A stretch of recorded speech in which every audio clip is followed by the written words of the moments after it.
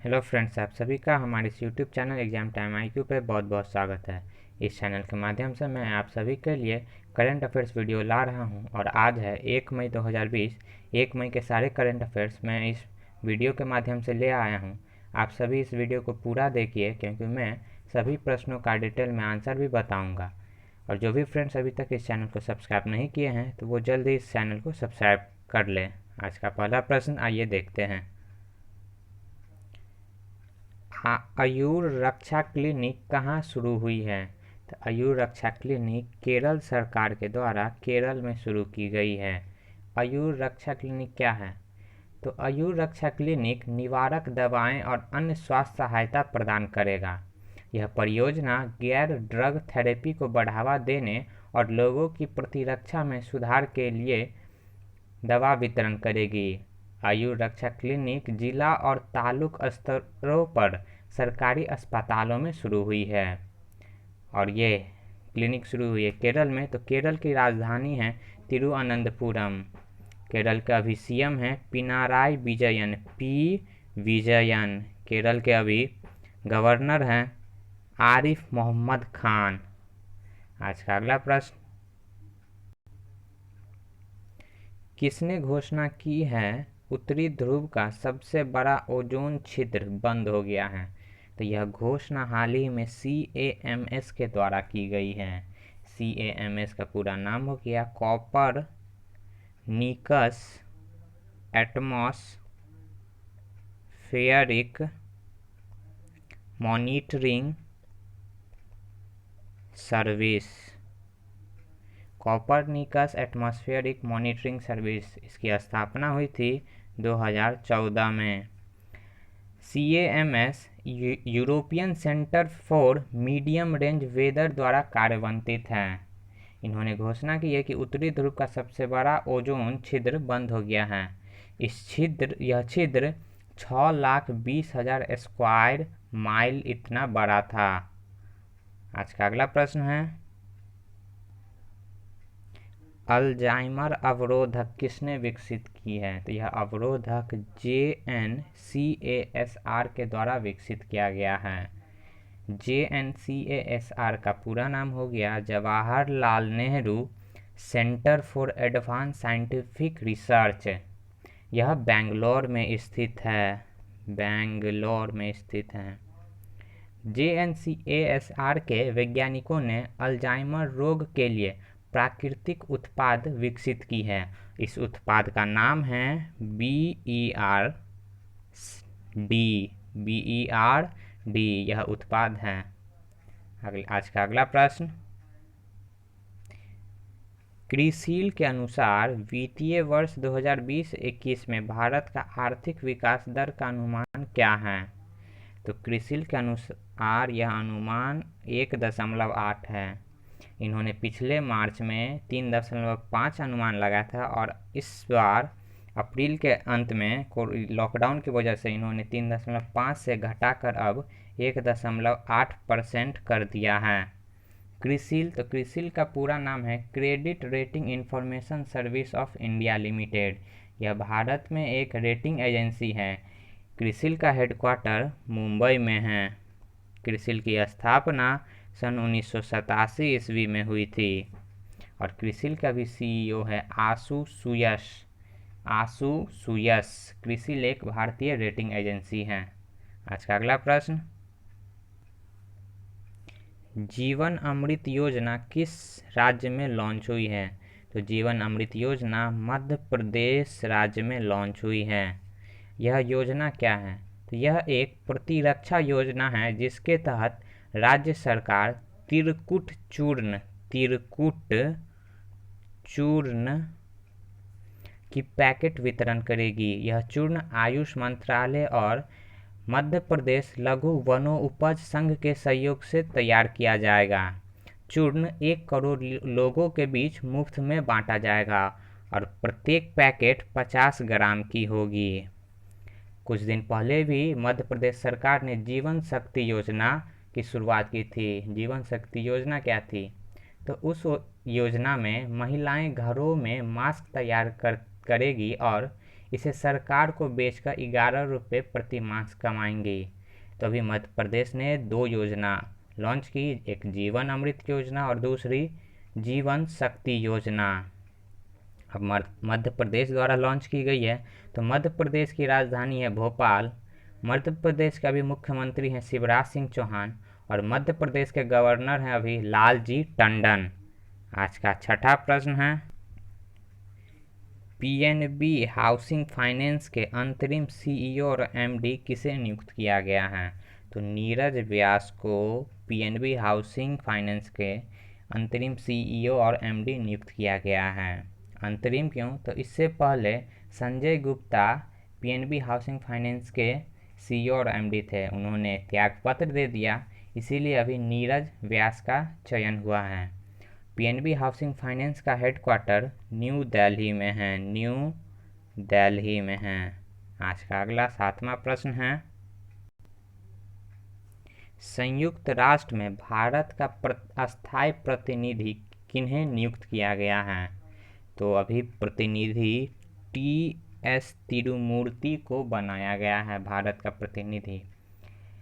अस्थायी प्रतिनिधि क्या हुआ? तो अस्थायी प्रतिनिधि संयुक्त राष्ट्र में भारत के अस्थायी मिशन के प्रमुख होते हैं और अस्थायी प्रतिनिधि को भारत के राष्ट्रपति द्वारा नियुक्त किया जाता है। इससे पहले संयुक्त राष्ट्र में भारत के अस्थायी प्रतिनिधि थे सैयद अकबरुद्दीन और उनका अब रिटायरमेंट होने जा रहा है, तो उनके स्थान पर टी.एस. तिरुमूर्ति को नियुक्त किया गया है। अब संयुक्त राष्ट्र, जिसको हम इंग्लिश में बोलते हैं यूनाइटेड नेशन की स्थापना 24 अक्टूबर 1945 को हुई थी और यूनाइटेड नेशन का हेडक्वार्टर न्यूयॉर्क में है, न्यूयॉर्क। यूनाइटेड नेशन एक बहुत महत्वपूर्ण अंग है और ये 3 चीज़ हमारे लिए बहुत ही इम्पोर्टेंट है। इसकी स्थापना 24 अक्टूबर 1945 में हुई थी और इसका हेडक्वार्टर न्यूयॉर्क में है और अभी यूनाइटेड नेशन के सेक्रेटरी जनरल एंटोनियो गुटारेस हैं। आज का अगला 8वां प्रश्न है, केंद्र सरकार ने मनरेगा को कितने करोड़ रुपए आवंटित किए हैं? तो अभी हाल ही में केंद्र सरकार ने 33,300 करोड़ रुपए आवंटित किए हैं मनरेगा के लिए। इसकी घोषणा केंद्रीय कृषि मंत्री नरेंद्र सिंह तोमर द्वारा की गई है। इन पैसों के तहत राज्य या केंद्र शासित प्रदेश ग्रामीण विकास योजनाओं को लागू करेगी।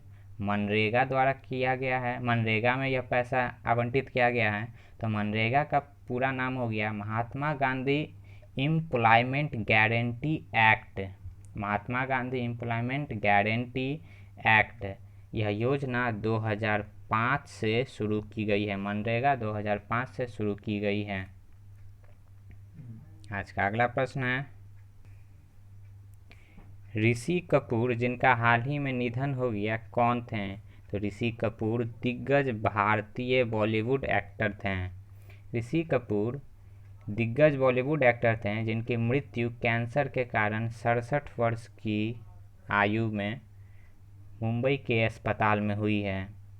ऋषि कपूर ने एक किताब भी लिखी थी जिस किताब का नाम था खुल्लम खुल्ला। उन्होंने अपना जीवनी इस किताब के जरिए लिखा था।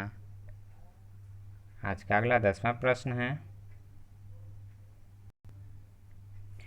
भारत के सतर्कता आयुक्त के रूप में शपथ किसने ली है? तो अभी सतर्कता आयुक्त सुरेश एन पाटिल ने शपथ ली है। इन्हें शपथ केंद्रीय सतर्कता आयुक्त ने वीडियो कॉन्फ्रेंसिंग के माध्यम से दिलवाई है। सुरेश एन पाटिल सतर्कता आयुक्त है और संजय कोठारी केंद्रीय सतर्कता आयुक्त है, सेंट्रल विजिलेंस कमिश्नर CVC। दोनों में थोड़ा सा का अंतर है। संजय कोठारी केंद्रीय सतर्कता आयुक्त और सुरेश एन पाटिल सतर्कता आयुक्त हैं। CVC की स्थापना 1964 में हुई थी और CVC का हेडक्वार्टर न्यू दिल्ली में है। अगला प्रश्न है, किस संगठन ने कोरोना वायरस की जांच के लिए एक्सरे स्कैन सॉफ्टवेयर विकसित की है? तो x-ray scan software IIT Roorkee के द्वारा किया गया है। IIT रुड़की के एक प्रोफेसर ने एक सॉफ्टवेयर विकसित की है जो एक्सरे स्कैन के जरिए कोरोना रोगी का सिर्फ 5 सेकंड में पता लगाएगी। सिर्फ 5 सेकंड में एक्सरे स्कैन के जरिए। आज का अगला प्रश्न है, महाराष्ट्र को किस बैंक ने विद्युतीकृत करने के लिए ऋण प्रदान किया है? तो यह ऋण महाराष्ट्र को एडीबी ने प्रदान किया है। एडीबी मतलब एशियन डेवलपमेंट बैंक।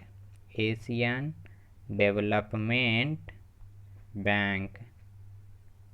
एडीबी ने इन पैसों से महाराष्ट्र सरकार कृषि ग्राहकों को विद्युतीकृत करेगी और एडीबी ने महाराष्ट्र को 346 मिलियन डॉलर रुपया प्रदान की हैं। एडीबी का अभी हम नाम बताएं, एशियन डेवलपमेंट बैंक। इसके अभी प्रेसिडेंट है मसात्सुगु असाकावा और इस बैंक की स्थापना हुई थी सन 1966 ईस्वी में। और महाराष्ट्र में यह पैसा मिला है तो महाराष्ट्र की कैपिटल है मुंबई। महाराष्ट्र के अभी चीफ मिनिस्टर हैं उद्धव ठाकरे और महाराष्ट्र के गवर्नर है अभी भगत सिंह कोश्यारी। आज का अगला 13वां प्रश्न है, गिरीड रिपोर्ट के अनुसार 2019 में कितने लोग विस्थापित हुए हैं?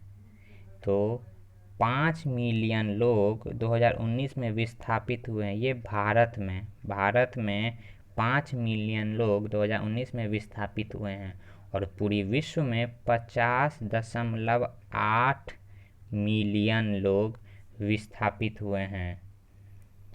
गिरीड के द्वारा यह रिपोर्ट जारी किया गया है। तो गिरीड का पूरा नाम हो गया global report on internal displacement. Global report on internal displacement. आज का 14वां प्रश्न है, अंतर्राष्ट्रीय मजदूर दिवस कब मनाया जाता है? तो मजदूर दिवस प्रत्येक वर्ष 1 मई को मनाया जाता है। मजदूर दिवस को हम मई डे भी बोलते हैं, लेबर डे के रूप में भी बोलते हैं, वर्कर्स डे के रूप में भी बोलते हैं। तो भारत में मजदूर दिवस सबसे पहले चेन्नई में मनाया गया था और वह साल था 1923 और इसी दिन से मजदूर दिवस के रूप में लाल झंडे का उपयोग हुआ था। भारत में इसकी शुरुआत चेन्नई में सबसे पहले और 1923 ईस्वी में हुई थी। आप सभी को आज का यह वीडियो देखने के लिए धन्यवाद। यह वीडियो को ज़्यादा से ज़्यादा शेयर करें और इस चैनल एग्ज़ाम टाइम IQ को सब्सक्राइब कर लें।